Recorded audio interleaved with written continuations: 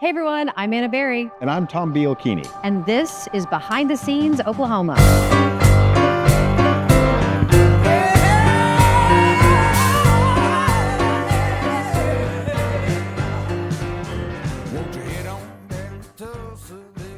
Hey, it's Tom Bielchini with Behind the Scenes, Oklahoma. And I'm Anna Berry. Today we have the pleasure of hosting Robert Peters, a talented actor. You might have seen him in Lincoln, Ocean's 11, In the Line of Fire, and most recently Reagan, which was shot here in Oklahoma.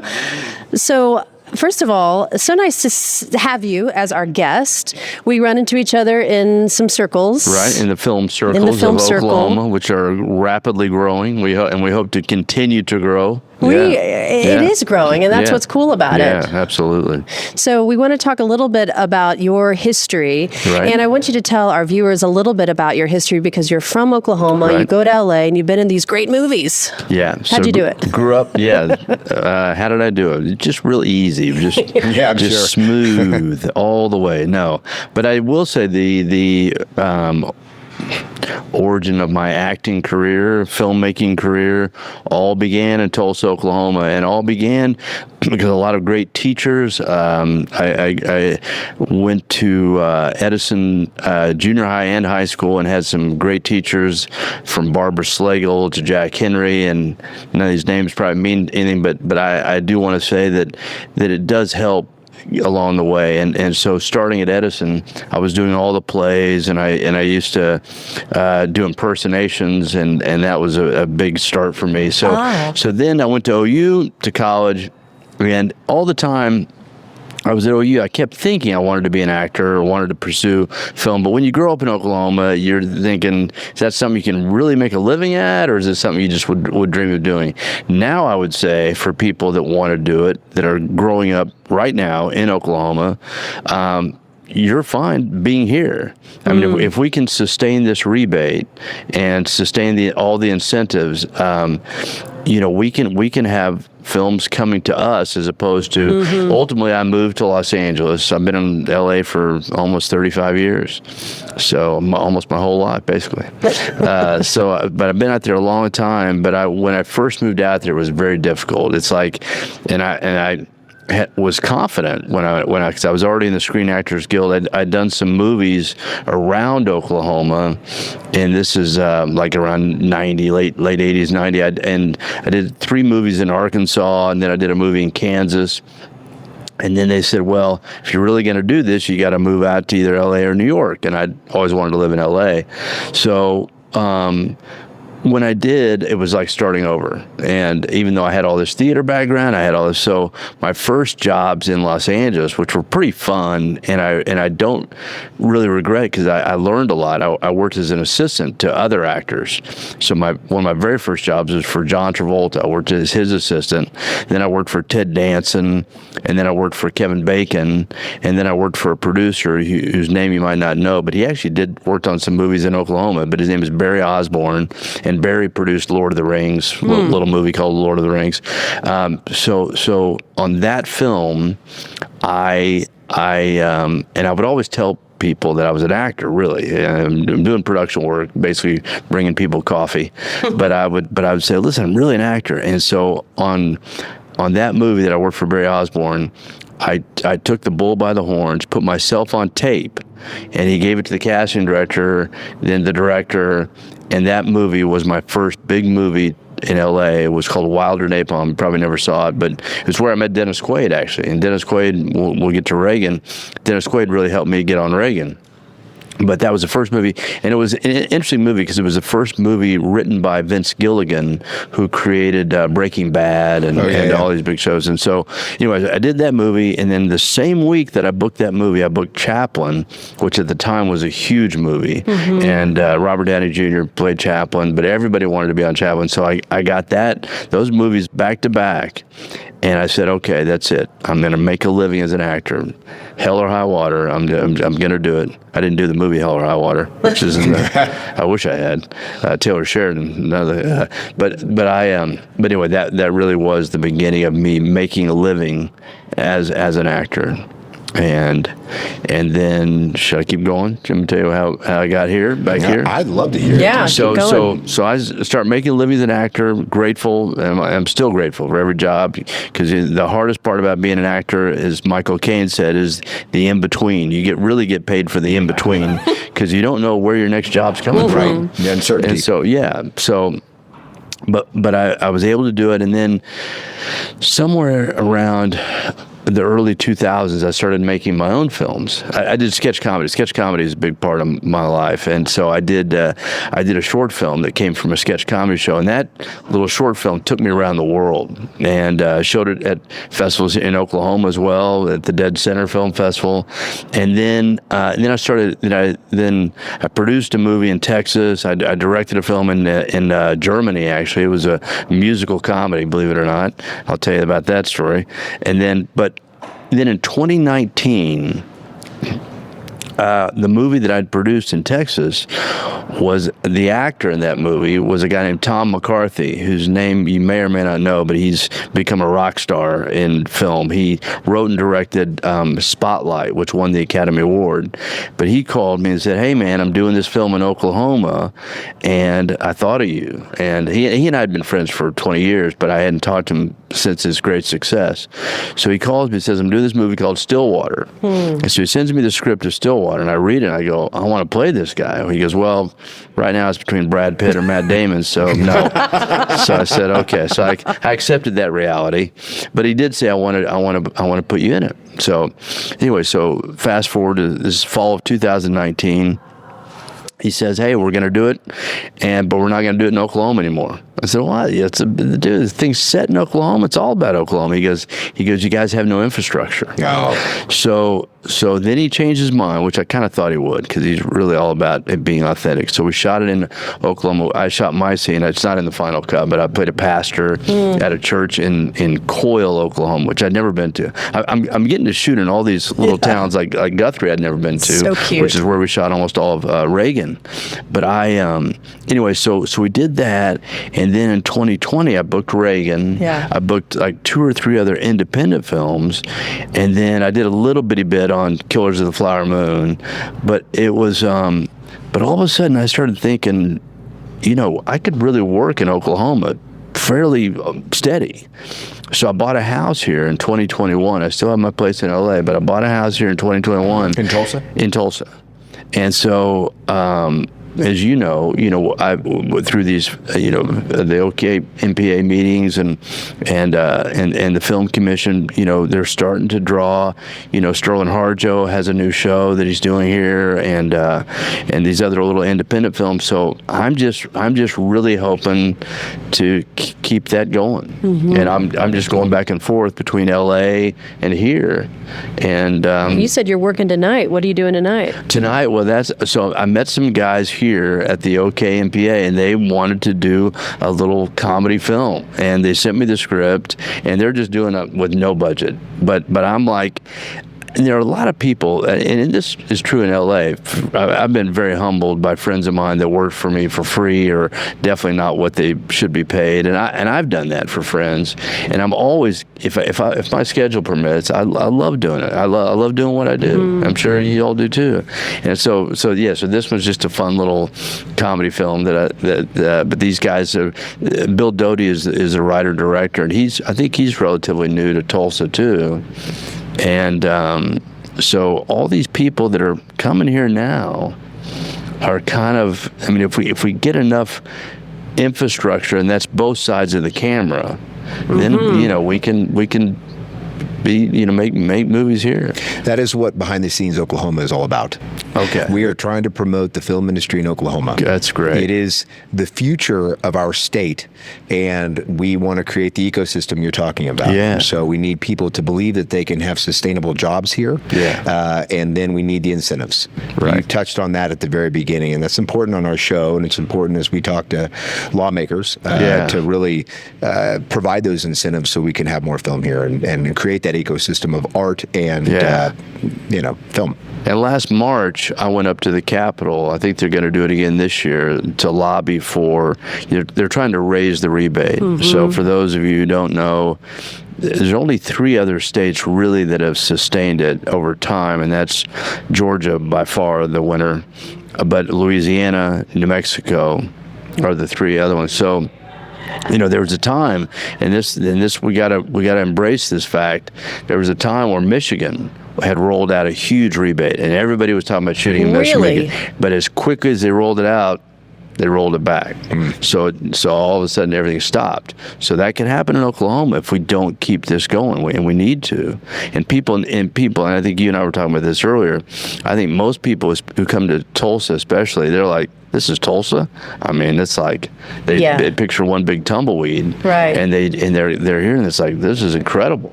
Because Tulsa has, all of Oklahoma has incredible architecture, incredible, great people. I mean, we just incredible people and talented. I mean, musically, and technically, and so we've just gotta. It's just the Cherokee Nation now has 2 new stages, and they're beautiful stages in Owasso. And last night I was at the Bowman Twin, and the Bowman Twin actually has a stage that you could probably use for a film, which is great. So we got to be resourceful, and we are. You weren't there. You were at Notre Dame. But when I was on the set of The One, I got to meet Adam Ropp, who is a producer, but also soon to be the mayor of Guthrie. And let's just give Guthrie a little love, because first of all, have you been? Used to be the capital of the state. Cutest little town it's intact. It's like this, you step back 100 years. And so you filmed Reagan, or Reagan was filmed in the Scottish Rite Temple. It's one of the largest Masonic temples in the world. It's huge. It is terrifying. You walk in there. I've shot in there too. But so Guthrie is so cool. Tell us a little bit about what it was like on set with Reagan, because I just want to give you props, because as an actress, to have a scene like that on the airplane. I saw you in the beginning. I text you, like, "Oh, I see you in Reagan." Glorified background. You are the Secret Service head, and then you keep popping up, and then you got that killer scene on the airplane, and I was like, "That is it." Those little scenes are so cool. I appreciated that, and that scene was really fun, because that scene we shot on Air Force One at the Reagan Library. Whoa! And so the majority of the film was shot in Guthrie, as you mentioned, and so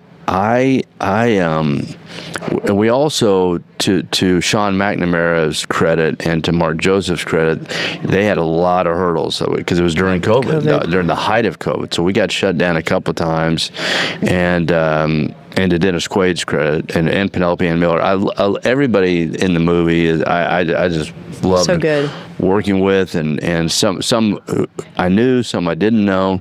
But when we shot, it's funny, because you never know where your career is going. I've done 4 presidential movies now. I did Lincoln, I did Reagan, I did a movie called, you mentioned, In the Line of Fire, which is about a Secret Service guy, and actually, which is kind of cool, is this is a side note.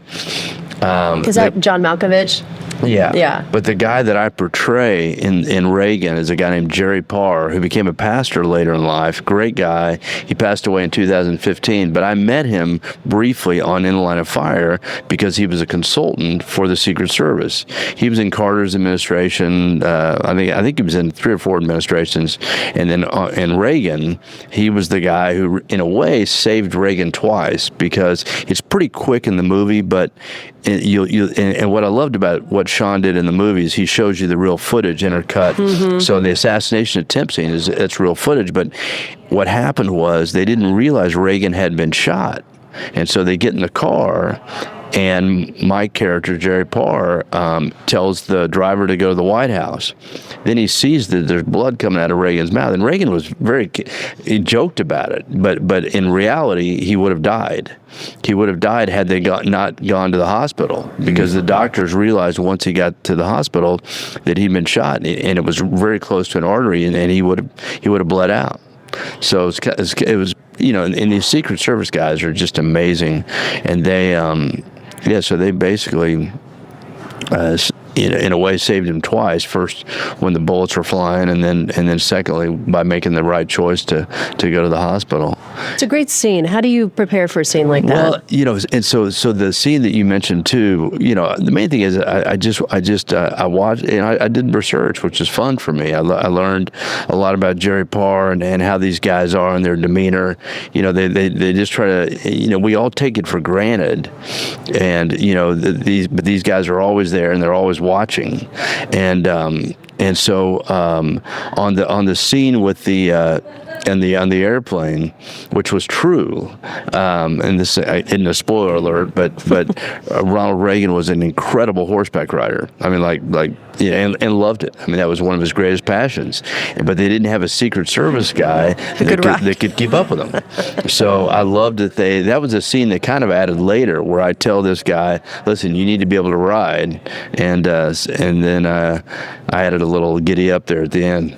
But I just I think beyond just kind of watching tapes of Jerry Parr and also just reading about these guys but it was because they were trying to, keep it as authentic as they could as far as what happened, and that did in fact happen. I mean, there's some funny lines, like when Reagan was in the hospital. There's a scene, again, this isn't a spoiler alert because it was known, but when he wakes up, he says, "Man, I hope you guys are Republicans." And then when Nancy came to see him, he goes, "Man, I should have ducked. I should have ducked." And then I think he joked about his suit too. He goes, "I'm never wearing this suit again." It's like his suit's ruined. Well, clearly he had a great sense of humor, and you guys captured that so well in the film. Dennis Quaid, I was impressed with him. Oh, amazing. That's a hard person to be, and he must have done a lot of studying and so on and so forth. He did a pretty good job. I thought he did amazing, and I thought Penelope Ann Miller was amazing as Nancy, because it's really, in a way, it's almost less of a political film as it is a love story. I loved what Dennis's said in a lot of interviews. He really didn't want to do an imitation because everybody knows Reagan. I mean, it's like Muhammad Ali. So he wanted to bring his essence, and I thought he really did that well. And I thought Sean McNamara really told the great story of how he grew up and what influenced him. And there's some amazing scenes in that. I learned about Reagan. I had forgotten. There's a scene with Pat Boone, and Pat Boone's actually in the film, but Pat Boone was there when a minister told Ronald Reagan that God had told him that you were going to be the president of the United States.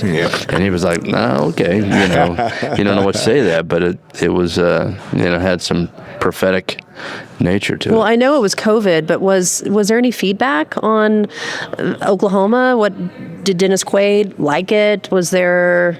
I think everybody loved being here. I mean, from what I could tell, and Guthrie has a beautiful hotel that Dennis was staying in. I know, and Guthrie has so much charm to it. It really is a unique town. And I don't know if you mentioned about the capital. It was going to be the capital. I think this might be a story in and of itself, but someone just decided, no, I think we're going to make Oklahoma City the capital. So they came in the middle of the night and stole the insignia. Oh, is that right? Yeah. I didn't know that. It's that simple. Oh. Hey, write it. Yeah, I know. But it could be a good story. But yeah, and I think they had great people here, and that was kind of between Reagan, Killers of the Flower Moon. I also just did a movie called Sarah's Oil, which is a pretty big film. So we shot that in Okmulgee, and Okmulgee has a little bit of that old historical charm that Guthrie has too, because it was a period piece.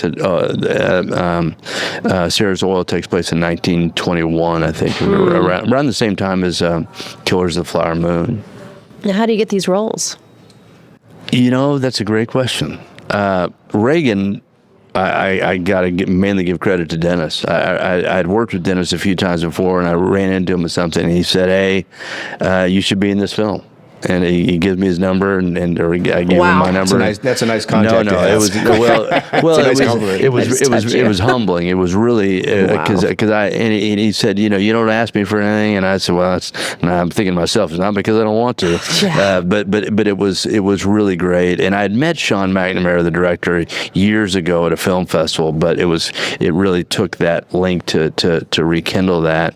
And with Sarah's Oil, there's two main casting directors in Oklahoma that kind of do the majority of casting. And one is Ricky Masler, and one is Chris Freihofer.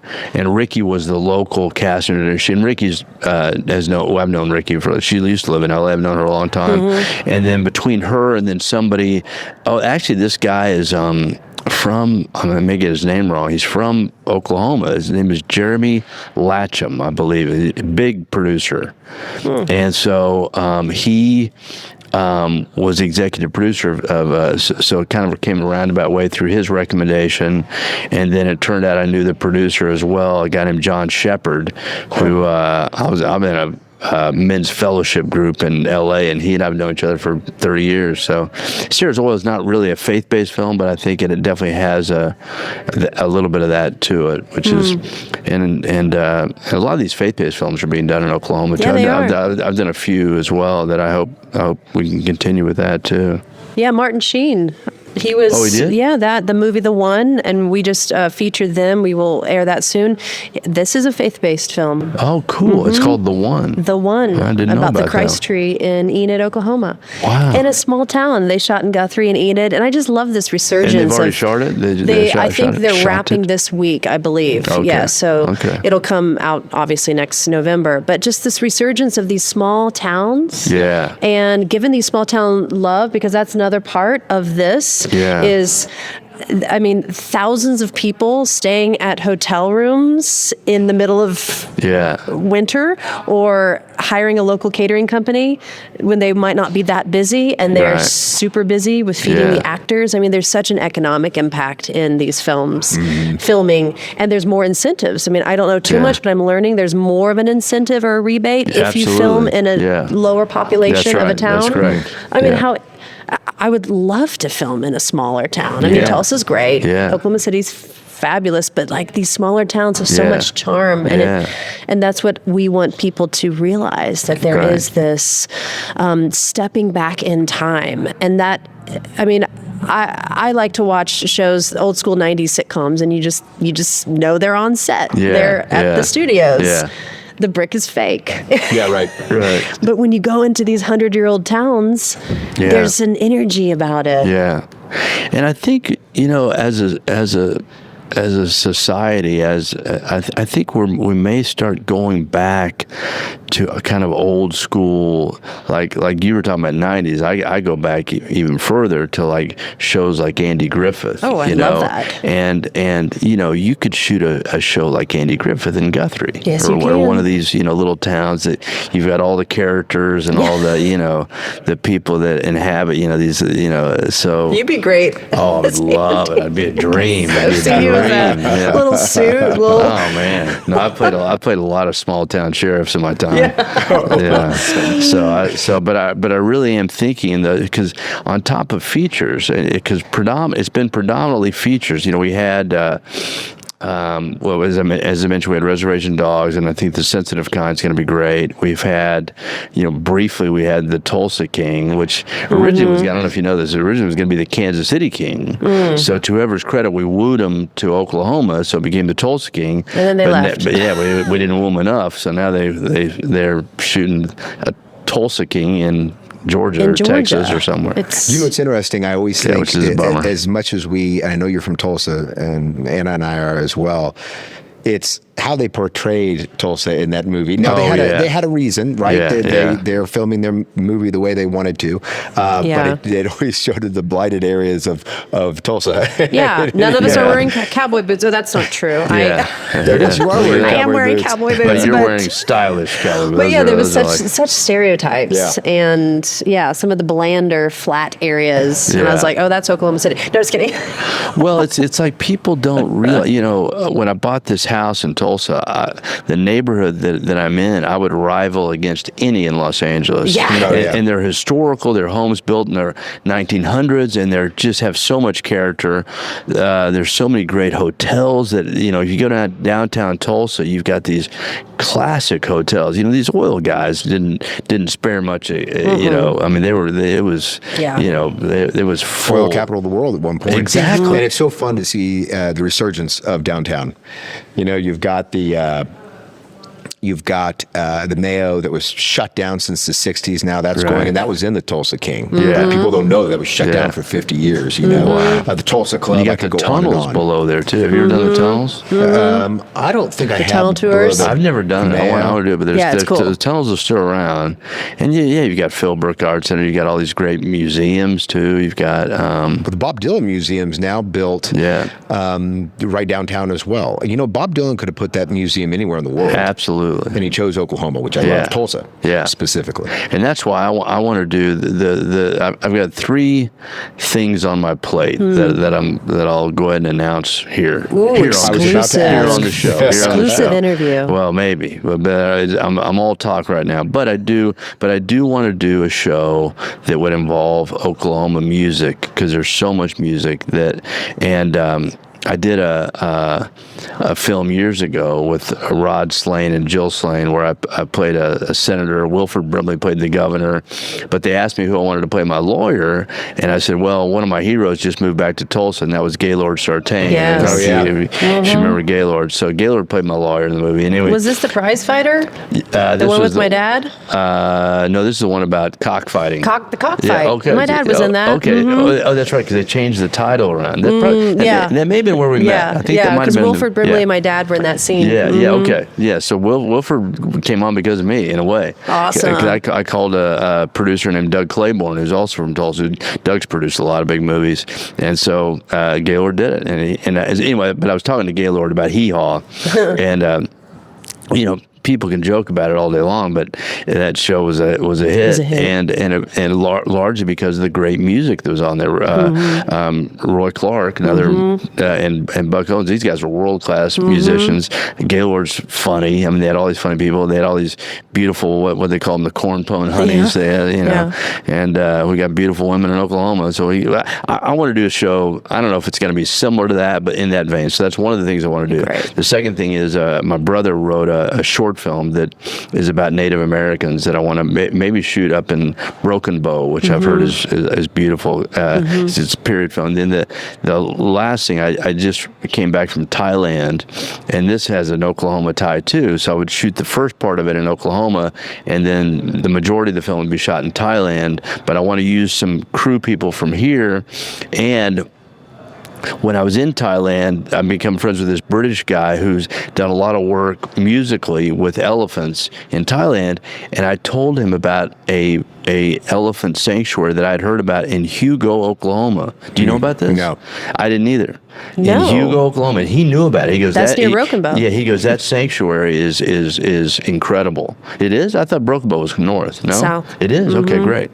Well, anyway, they have like 10 elephants, and they're all Asian elephants, but they're from the circus. And so they were either mistreated or they're old or they're in some way disabled, but it's amazing because we could possibly shoot some of that for Thailand. So, which would be great. Yeah. Or you could hire, some actors, and we could all go over to Thailand. And we all play, and we all dream. pretend to be Thai. Right? Exactly. Yeah. Oh my gosh. That'll go over big. Well, we want to acknowledge that we're in Circle Cinema. Yes. 1928. Is that right? I believe it is 1928 because they're coming on to their 100th year. But what a great, yes, I see it out there, 1928. What a great place. They're so supportive and gracious. I just said, can we do this here? Because, film actor, we love film. And I want to ask a question. What's the last movie you saw? And I saw the Pamela Anderson film, The Last Showgirl, here.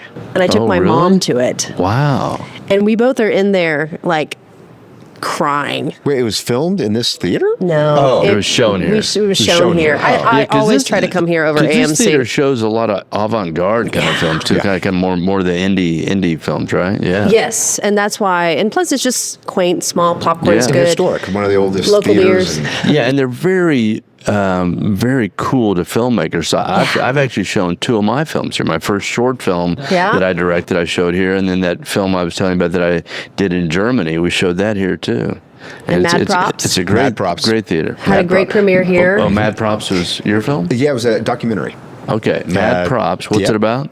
It is about movie props. So I'm a movie prop collector, so real screen used movie props. No way. And I've been collecting them forever. And finally, I'm like, you know what? This is a worldwide thing going on, and I got to make a show of this. So I was my own host, and I went around the United States and in Europe, throughout Europe, and met all these collectors. And anyways, I want to see it. You It's know, great. there's a guy. He was one of the only guys I knew about 2 people when I first moved to LA. But there was a guy named Eugene McCarthy. He did I think he did the Austin Powers. I think he did a lot of big movies. But he was from Tulsa, is from Tulsa, and he's a prop guy, prop master. And he had some great stories. I should put you guys I in bet touch. every time you talk about it, someone's like, I know someone. Yeah. Well, always. and my prop story for actors, is I think Michael Caine or one of those actors. No, it's Christopher Walken, who said he always tries to keep his wardrobe, and a lot of actors try to keep their wardrobe. But the idea is to keep your props if you can, and usually they make a few, and the big Sell it to people later. Well, no, that was a learning experience for me.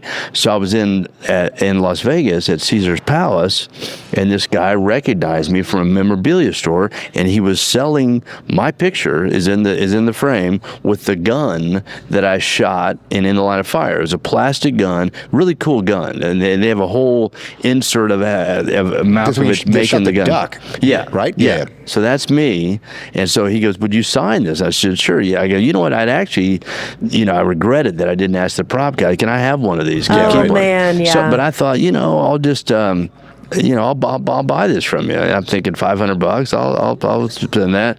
$10,000. That's $10,000 for the gun that in was- my picture. That was part of the documentary. Yeah. Is like these prices much? are outrageous. Yeah. They're pieces of art, and especially if the movie is historic and everybody knows about it, Yeah. Right. it makes Right. it valuable. But Yeah. it's so funny that it was Yeah. yours. Yeah. Well, to our viewers who are curious about that, go on to Robert Peters' IMDb and you'll see that scene with Oh, John good. Oh, good. Malkovich. Yeah, very Yes. cool. I was like, it's so Thank good. you. Okay, Oh, thank but let's you. get back to, because I like asking everyone, what are you watching, or what's the latest movie you saw that you loved? And it doesn't have to be newly out. I just saw The Last Showgirl. So what have you been watching? TV, or can I do TV whatever. too? Because I've been watching Landman, Yes. which Oh, yeah, Billy me too. Bob Thornton. I really want to be on that, and I've worked with Billy Bob. Oh, you before. will. Why I hope not? So. And then also I watched what Peter Berg's latest thing. It's called Primeval, American Primeval? which is just gritty. I haven't seen it. I mean, Gruesome. gritty gruesome might be a little. We're on closer the to same it. thing. Yeah, We yeah. finished Landman, Yeah. and now we're American Primeval. I yeah. can't watch that at night anymore. Yeah,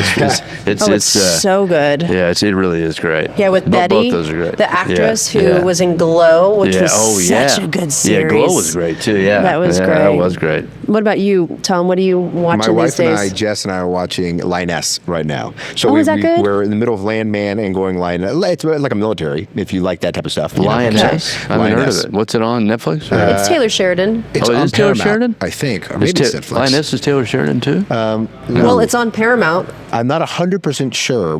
We are not sure. Yeah. I'm not 100% sure. But it's on, so it's always checker. advertised after Landman. Well, I get- Who's yeah, there, that's who's why their I fact see it. checker on this show? Paramount. It is on I Paramount would think so. Plus, but Okay. I don't know if it's Taylor Sheridan. It's just, it's what's her name? The blonde, right? Nicole Kidman. Yeah, Nicole Kidman. Yeah. Yeah. Yeah, she's in it. Lioness. Okay. Yeah, it's good. I really like Landman, though. It's funny. Yeah. We finished Yellowstone, and it was on to Landman. So. Yeah. It's Taylor Sheridan. He is an anomaly. Wow. He's the new Jerry Bruckheimer of. Right? I mean, he's got how many shows? He's got like 6 shows So on many. right now, And right? 1923 is coming back, which I just love. Yeah, It okay. just- So good. I want to be in a That's the period Harrison piece Ford, like that. Helen Mirren, Harrison Ford, Helen Mirren. Yes. Yeah. Oh, it's just, I mean, what a time to live. We got to get So- you one of those roles. Yeah. Well, You'd be good at You've it. got that whole thing. Yeah, you Thank got you. it. Yeah. Thank you. I hear you. I hear you. Timeless, You hear him? timeless beauty. I'm you working are. on it. I mean, Timeless I'm like beauty. you. One day I'm going to be interviewed with all these great stories and That's right. characters that I've Yes. played. Yes, indeed. And so let's inform our viewers. I'm sure they probably know because they're an educated audience, but well, at least IMDb says you're a character actor. Right. So what does that mean? That means, what does that mean?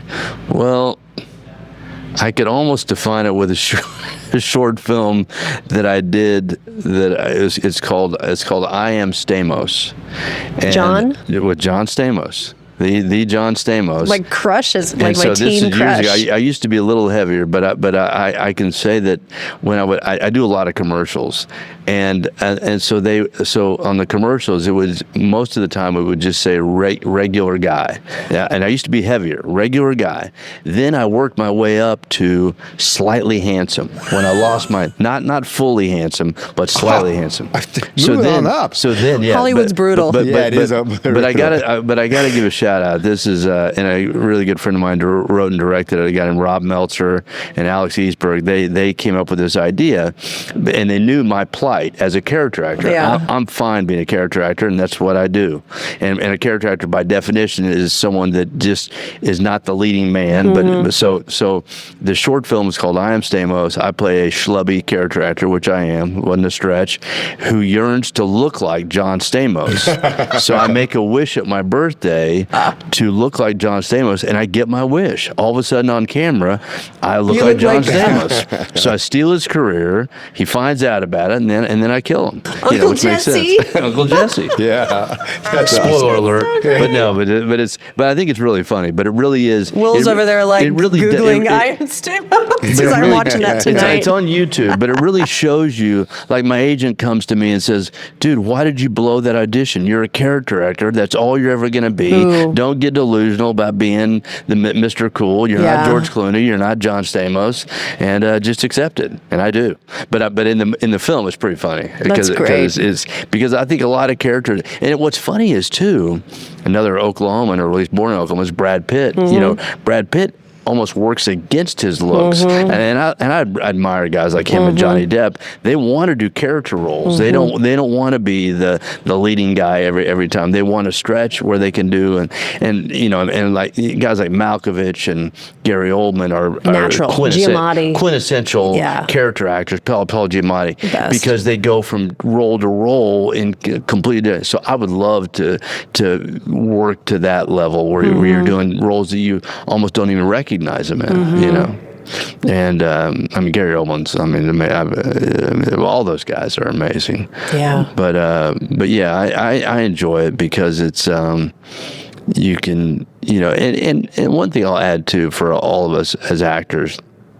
Sometimes actors, especially early on, don't want to be pigeonholed, and they'll say, "Man, I can do more than I can do." I say, Don't sweat being worry. pigeonholed. Yeah, don't bite it. initially, Get the work. Because for me, when I first moved to LA and I was trying so hard to work, I finally broke through, and so pretty much it was all either cops, good old boys, or cowboys. I mean, I'd walk in the room and they go, "Okay, well, you're a cop, you're a cowboy," and I go, "Well, listen, I can do a doctor, I can be a, you know," but initially, I had to embrace that. Yeah. And then once you kind of prove yourself, then hopefully you see. I'll tell you the best example of someone, and I got to work with him on Lincoln, was James Spader. So James Spader, who's an incredible actor, he was typecast for a long time as the yuppie, uptight boyfriend. I mean, that's all he did. 16 Candles. Yeah.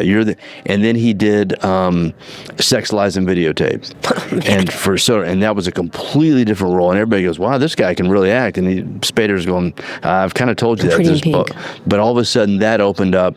So Yeah. he's done all kinds of stuff now.